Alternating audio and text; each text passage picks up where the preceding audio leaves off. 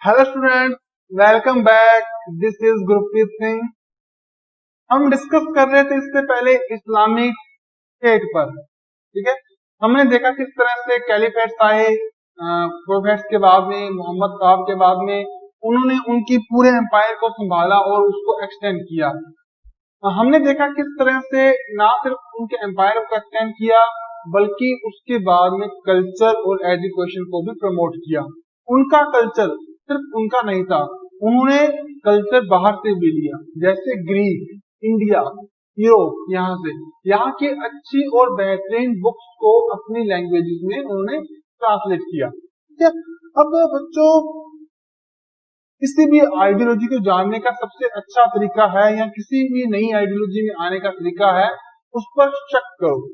अगर हम ब्लाइंड डाइवोटी बन गए, अंध भगत बन गए, तो हमें उसके बारे में बेहतरीन तरीके से पता नहीं लगेगा।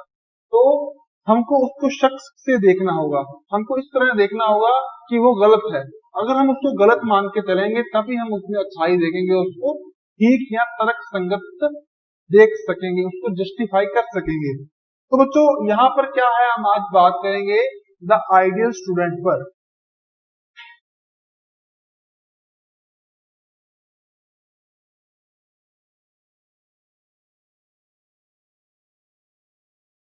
बच्चों को बड़ा ही ना एक नाम आ रहा है कि आइडियल आइडियल। ये आइडियल क्या होता है? आइडियल स्टूडेंट्स, आइडियल जो थिंकिंग, आइडियल आइडियोलॉजी क्या है? ये आइडियल क्या है? किसको हम आइडियल मानते हैं? इसको अपने एक एग्जांपल से समझेंगे। एक तो फिजिक्स के एग्जांपल, मान लो ये है ए तो ये है बी। देखा, यहाँ पर है एक वायर, एक तार। ठीक है, अब करंट यहाँ से यहाँ जा रहा है, यहाँ पर करंट है मान लो 220 वोल्ट और यहाँ पर कितना रह जाएगा, 200 रहेगा मान लो। ठीक है, ये किस कारण हुआ? ये उसके रेजिस्टेंस के कारण। ठीक है, देखिए अब जो वायर है वो होती है कंडक्टर, एक चालक, जो कि करंट को यहां से यहां लेके जाएगी। लेकिन ये खुद गर्म होगी, यानी कि इसने इलेक्ट्रिक एनर्जी को हीट में कन्वर्ट कर दिया। तो इसने अपने तार के धर्म का अच्छी तरह से पालन नहीं किया। ये बात है ना, तार किसके लिए थी हमारे पास? करंट को यहाँ से यहाँ ले जाने के लिए, लेकिन ये खुद खा गई बीज तो, है ना। मान लो हम चांदी या सिल्वर ले लें, सिल्वर को हम सबसे अच्छा कंडक्टर मानते हैं, तो क्या होगा? मान लो यहाँ पर 220 है और यहाँ पर हो जाएगा 219.5 मान लो। लेकिन फुल तो ये भी नहीं करेगा, यानी कि आइडियल ऐसी कंडीशन है जो फुल करेगा, अपना काम सबसे अच्छा करेगा। यानी कि वायर का काम है कनेक्टिविटी करना, लाइट को इधर से उधर लेके जाना, लाइट मतलब इलेक्ट्रिसिटी को। ठीक है, इसी तरह एक स्टूडेंट का काम है अच्छी तरह सीखना। अब बच्चों आज हम बात करेंगे एक आइडियल स्टूडेंट की। अब ये आइडियल स्टूडेंट कौन है? ये बच्चा है छोटा सा आपके जैसा। तो एक इसकी टीचर है अब्द अल लतीफ, वो 12th सेंचुरी के एक लीगल और एक मेडिकल स्कॉलर हैं, अब्द अल लतीफ।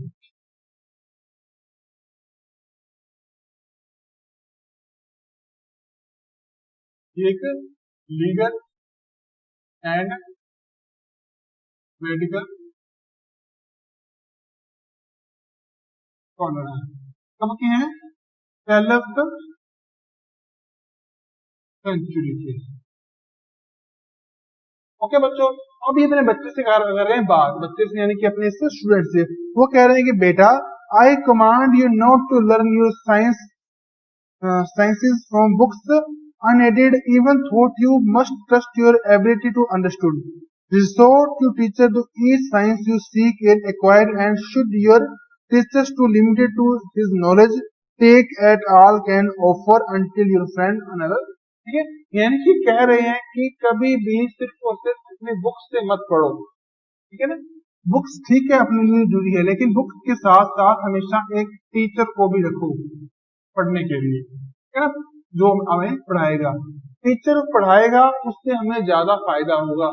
दूसरी बात, अगर टीचर की जो नॉलेज है वो लिमिटेड है, तब तक वेट करो कि जब तक उससे ज्यादा नॉलेज वाला टीचर ना आ जाए, तब तक उससे काम चलाओ। यानी कि हमें हमेशा ही नॉलेज को एक्वायर करते रहना होगा और अपने टीचर्स की रिस्पेक्ट करनी होगी।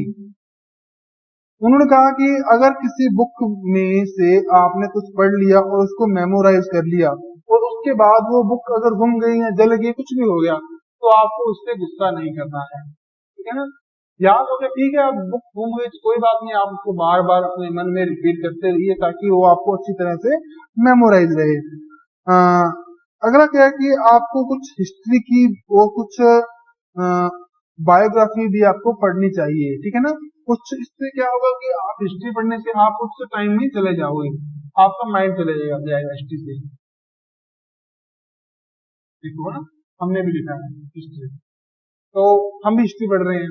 इससे क्या होगा कि हम उन लोगों के अच्छे और बुरे एक्सपीरियंस को जान पाएंगे, ठीक है ना। ये काफी इंपॉर्टेंट है। जैसे कि प्रोफेट्स यानी कि हजरत मोहम्मद साहब या हमारे पैगंबर साहब, हम उनके आइडियाज को या उनके आइडियोलॉजी को जान पाएंगे और उनके द्वारा दिखाए गए रास्ते को, उनके पाथ को हम फॉलो कर पाएंगे। यही हमारा मकसद है, ठीक है ना बच्चों। इस तरह से उसने अपने एक बच्चे को अच्छी तरह से बताया। अब बच्चों अगली बात, नए नए अपने जो कर रहे हैं अध्ययन, तो कुछ इस्लामिक इंटेलेक्चुअल्स थे, उनके बारे में बात करेंगे। उन्होंने किस तरह से जो रिलीजियस थे या रिलीजियस साइंटिस्ट थे, उन जैसे स्कॉलर जिनको मुल्तिजा कहते हैं, मुल्तिजा, ठीक है,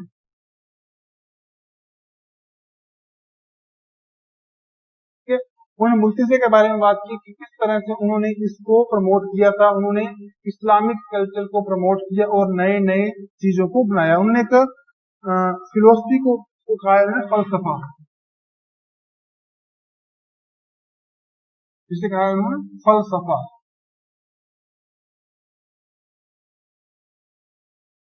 मतलब इस लेक्चर में ना थोड़ी सी बातें हैं, गहराई वाली बातें हैं, अगर आप बुक में से पढ़ोगे आपको ज्यादा अच्छी तरीके से समझ आएगा।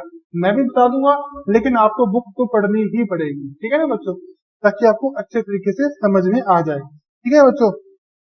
अब क्या हुआ बच्चों की, एक उस टाइम में इब्न सीना नाम के फिलोसफर थे। वो मेडिकल ऑफिसर भी थे, यानी कि चिकित्सक भी थे, डॉक्टर भी थे और लीगल एडवाइजर भी थे। नाम था उनका इब्न सीना। इब्न सीना ने एक बात कही,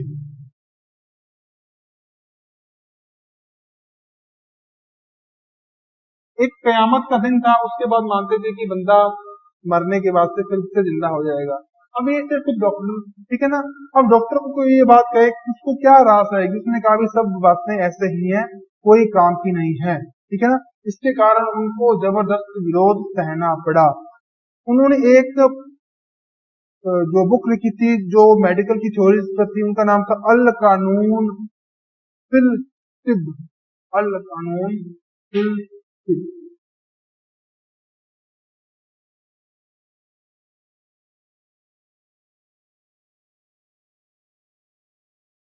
ये पुस्तक लिखी थी उन्होंने। इस पुस्तक में उन्होंने उस समय की काफी बातों के बारे में बताया था। काफी बेहतरीन पुस्तक थी। और उन्होंने 760 ड्रग्स के बारे में भी बताया था। ड्रग क्या होती है, जो हमें बीमारियों से लड़ने में मदद करती है। और उन्होंने बीमारिस्तान के बारे में भी बताया। बीमारिस्तान यानी हॉस्पिटल, है ना, कैसा नाम है बीमारिस्तान। तो इससे हमें उस समय की बहुत सी बातों के बारे में पता लगता है। एक उस समय में पोइट थे उमर खयाम। अ, वो इस बुक को पढ़ रहे थे अपने मरने से पहले, ठीक है ना। और उसका हमें पक्का एविडेंस मिलता है कि उनकी एक टूथपिक थी जो गोल्डन थी, वो उनके 2 पेजों में मिली थी, जो कि मेटाफिजिक्स का चैप्टर था। यानी कि मेटाफिजिक्स के चैप्टर में उनकी मिली थी गोल्डन टूथपिक। यानी कि अपने वो दांत को खुरच रहे होंगे, इतने में उनको मौत आ गई या उनको भगवान ने अपने घर पर बुला लिया। इसलिए कह सकते हैं कि ये जो कवि थे, ये पोइट थे, जिनका नाम था कवि उमर या पोइट उमर, है ना। ये इस लेसन को पढ़ रहे थे, यानी कि काफी इनकी दिलचस्पी थी, हम ये आसानी से कह सकते हैं। क्योंकि अभी तक इस्लामी जो लोग थे उन्होंने खुद का इतना लिटरेचर नहीं लिखा था, तो बाहर का लिटरेचर वो पढ़ रहे थे। वो लिटरेचर पढ़ेंगे तो उनको नए आइडियाज आएंगे और वो अच्छा सा लिटरेचर लिखने के लायक बन जाएंगे, ठीक है ना। अब बच्चों अपने बात करेंगे इसके बाद में कि जो टाइम था मेडीव का, ठीक है ना, उसमें इस्लामिक सोसाइटी जो थी उन्होंने अपनी लैंग्वेज को काफी अच्छी क्रिएटिविटी से अच्छे अच्छे उसमें गुणों को शामिल कर लिया था, ठीक है ना। जो उनकी एक्सप्रेस थी, फीलिंग एक्सप्रेस थी, उनका जो अदब का लेवल था वो ऊपर था। अदब क्या होता है? एक लिटरेरी लिटरेचर और एक फंक्शनल चीज, ठीक है, अदब। कि किसी का कल्चर, किसी का लिटरेचर, किसी का सब ऊंचा हो, उसको कहेंगे अपने अदब उसकी ऊंची है, उसकी अदब का स्टैंडर्ड हाई है, ठीक है ना। उस समय में बहुत सारे नज़म भी लिखी गई। नज़म होती है पोइट्री, पोइट्री टाइप की, ये लिख देती है वर्सेस में, ठीक है ना। उस टाइम में बहुत सारी नज़म भी लिखी गई। नज़म लिखने के अलग अलग मकसद थे। और प्रोज लिखे गए। प्रोज को कहते हैं नथरा, प्रोज नथरा लिखे गए, यानी कि नज़म और नथरा, ठीक है ना। ये थोड़ी खिंडी खिंडी सी रूप होती है ना, बिखरे से शब्द होते हैं। और नज़म होती है एक साथ। नज़म तो आपको पता ही है, राहत इंदौरी की नज़म बड़े लोगों ने सुनी होगी। और इसके बाद जो बात है कि कुछ उस समय में गीत या सॉन्ग्स भी गाए जाते थे जिनको कहते थे कसीदा। जो सॉन्ग थे ना उस टाइम के, आम तौर से जो कसीदे थे ना वो किसी न किसी प्रेज में पढ़ते थे, ठीक है ना। किसी की प्रेज करनी है तो हम कसीदे पढ़ेंगे, है ना बच्चों। अब इसके बाद बच्चों उस टाइम में क्या हुआ कि अब्बासी और लोग थे, उन्होंने बहुत सारे जो स्कॉलर्स थे, बहुत सारे जो कवि थे, पोइट्स थे, उनको भी प्रोटेक्ट किया। प्रोटेक्ट करने का मकसद यही था कि वो उनसे अच्छी अच्छी पॉइंट्स लिखवा सकें, चाहे अपने गुणों में या जैसे भी, ठीक है ना। उन्होंने इसके कारण जो अरेबिक कल्चर था उसमें नई जान डाल दी थी, ठीक है ना। उसमें लाइफ लाइफ आ गई थी, क्योंकि इससे पहले उनके यहाँ पर बहुत कम पोएट्री, बहुत कम लिटरेचर था सिवाय कुरान के, ठीक है ना। यानी कि ज्यादा कुछ उनके पास नहीं था। अब इस समय एक अबू नुवास थे। अबू नुवास के टाइम में एक प्रोहिबिटेड चीज थी इस्लाम में कि वो वाइन नहीं पिएंगे और नाचेंगे नहीं। अबू, तो उन्होंने इस पर भी कुछ पोएट्री लिख दी थी, कुछ पोएम्स लिख दी थी। अबू नुवास एज 15 में चले गए थे।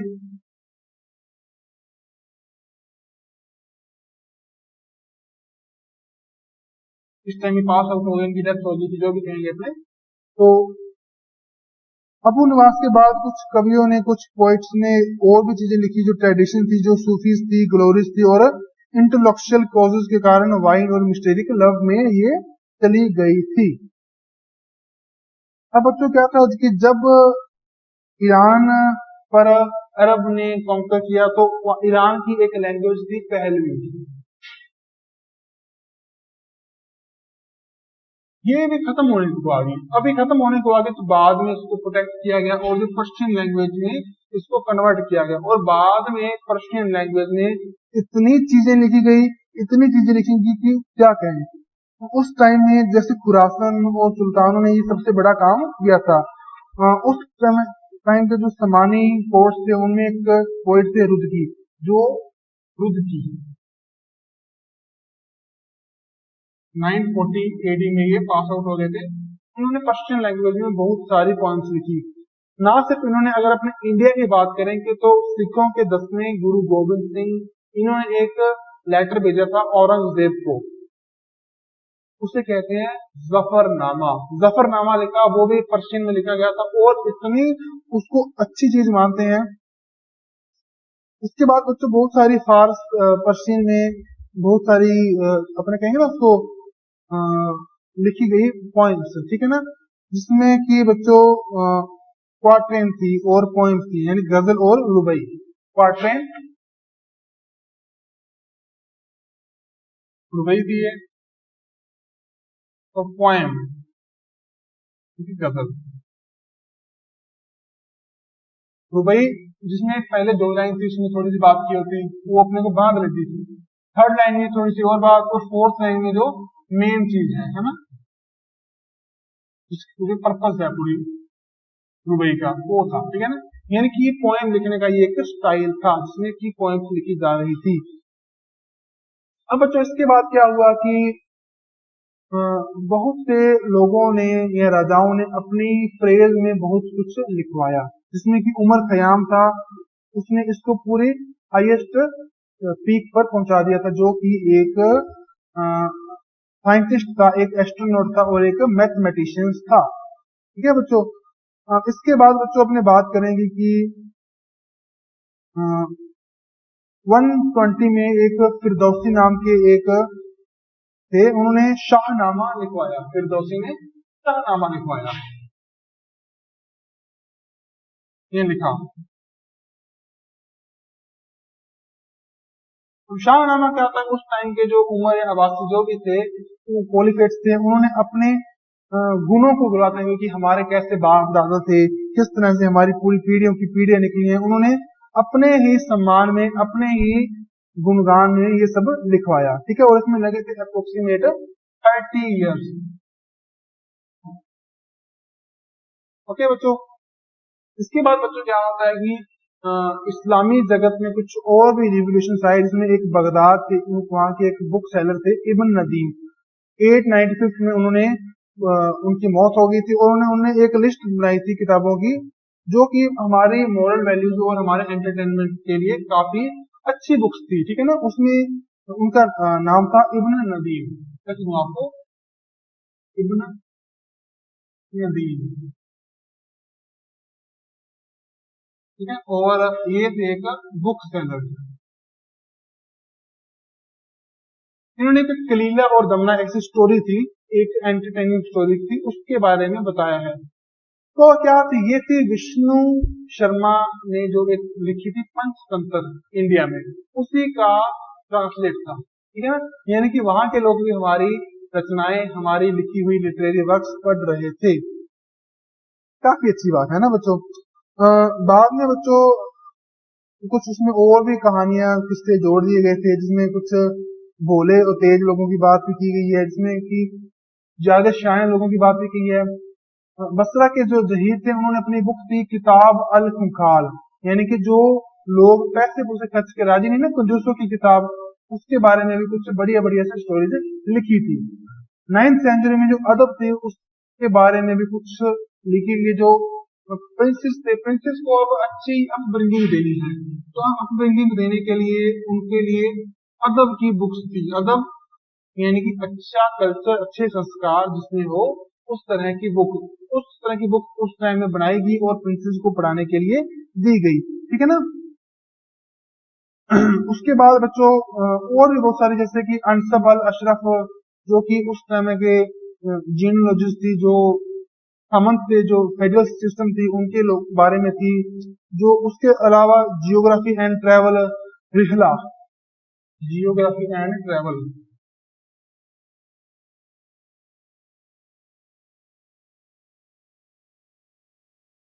रिहला, ठीक है, इसके बारे में भी बच्चों उस समय में बहुत कुछ लिखा गया। इसके अलावा बच्चों जो क्लाइमेट था, क्लाइमेट चेंज था, उसके बारे में भी लिखा गया, जिसमें किलियम कहा जाता है। बहुत से शहर थे, नए शहर, उनकी जो सिचुएशन थी उनके बारे में लिखा गया, जिसमें मुकदसी थे, उन्होंने भी इसके बारे में लिखा, यानी कि काफी बड़ा इसमें एरिया था। इसमें मुस्लिम और बाहर के सभी राइटर थे। 10th सेंचुरी में इस्लामी जो वर्ड था उसमें भी ना बहुत सी, जैसे आर्किटेक्चरल रिफॉर्म आ गई, जिसमें आर्किटेक्चर में उनकी जो चीजें थी उसके बारे में बताया गया, कैसे इमारतें बनाए, कैसे बिल्डिंग्स बनाए, कैसे उनके टॉम हो, इन सभी चीजों के बारे में हमें उस टाइम में बताया गया। तो बच्चों इस तरह से ये पूरा शासन उनका चल रहा था। आज भी अगर देखें हम, तो इंडिया की बहुत सारी बिल्डिंग्स हैं जिसमें इस्लामिक स्टाइल या इस्लामिक आर्किटेक्ट हमें देखने को मिलता है, उसका डिजाइन देखने को मिलता है। बच्चों उनके आर्किटेक्चर का स्टाइल क्या था, एक तो बड़ा सा ऊपर गुंबद हो, बड़ा सा बीच में कॉक हो, ठीक है ना, फुवारा हो एक लगा हुआ, और इबादत करने के लिए यानी कि वर्शिप करने के लिए एक खुली जगह हो। इस तरह के हमें कुछ वहां पर सिम्टम्स या कुछ ऐसी चीजें देखने को मिलती थी, कुछ फिल्म की सहायता से कुछ रूफ्स लगाए जाते थे और बड़े बड़े पॉन्ड्स उस एरिया में होते थे, इस तरह के हमें दिखते हैं। उसके अलावा कुछ स्टेजेस थे जिसको कहते थे मिंबर।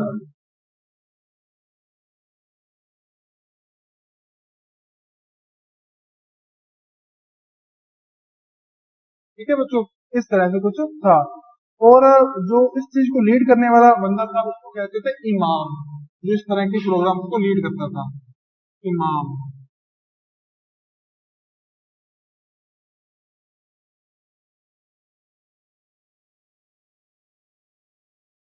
ठीक है ना बच्चों, आपको दिख रहा होगा उम्मीद है। और इसके बाद बच्चों बहुत सारे धार्मिक कला में प्राणियों के चित्रण की मनाही थी, जिसमें जिससे ना कुछ लोगों ने कुशनवीसी यानी कि खतासी और सुंदर लिखे, यानी कि ना जो लोग थे उनको फोटो बनाने की मनाही थी। तो कुछ चलतीसी नाम के कुछ डिजाइन बनाए गए। ये कुछ देशी डिजाइन थे, ये काफी पॉपुलर हुए आगे जाकर, और आज भी ये उस एरिया में काफी पॉपुलर है। वहां के म्यूजियम्स में उस टाइम के ये डिजाइन पड़े हैं। इस तरह से 12th सेंचुरी आते आते जो स्टेट था उस और जो गवर्नमेंट थी उसका इफेक्ट लोगों पर कम हो गया। जो रिलीजियस इंटीग्रिटी थी वो भी अब कम होने लगी थी। इसके कारण क्या थे, जैसे कि सिविल वॉर, ठीक है ना। हाँ, इस तरह से जो इस्लामिक रिलीजन था उसका एलाइट वर्ग और आम लोग उनका रिलीजन बिल्कुल अलग अलग था। इस तरह से इस पूरे जो इस्लामिक वर्ल्ड का इसका डेवलपमेंट हुआ, इसके लिटरेरी वर्क का, इसके आर्किटेक्ट का डेवलपमेंट हुआ। हालांकि शुरुआत में ये बाहर से लिया गया था, लेकिन धीरे धीरे इन्होंने अपनी क्रिएटिविटी से नए नए लिटरेरी वर्क किए और आर्किटेक्ट को डेवलप किया। ये लेसन हमारा बच्चों यहीं पर खत्म होता है। आप इस लेसन को बुक में से अच्छी तरह से पढ़ लीजिए। तब तक हम लेते हैं अलविदा। Thank you.